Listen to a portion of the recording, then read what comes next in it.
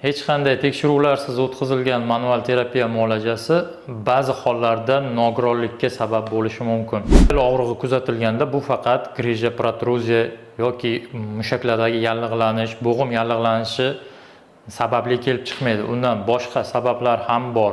Masalan, umurtqada siljish yoki umurtqa tanasining sinishi. Ba'zi hollarda bel og'rig'iga yengil qarab hech qanaqa tekshiruvlarsiz to'g'ridan to'g'ri manual terapiya kursini o'tkazishadi. Ammo bu juda katta xato hisoblanadi. Sababi quyidagi bemorimiz misolida tushuntiraman. Bemorda hech qanaqa sabablarsiz to'satdan bel og'rig'i kuzatilgan. Mutaxassisning tavsiyasiga ko'ra MSKT tekshiruvidan o'tgan va tekshiruvda 4-bel umurtqasi kompression perilomi aniqlangan. Va ungacha tekshiruvdan avval bemor manual terapiya kursini olmoqchi bo'lgan.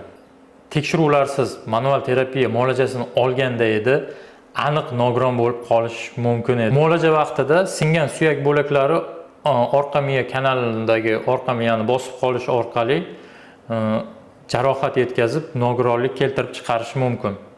Agar manual terapevt sizdan MRT yoki MSKT talab etmadimi muolajadan oldin, siz mutaxassis tanlashda aniq adashdingiz. Bel, bo'yin, ko'krakda og'riq bo'ldimi?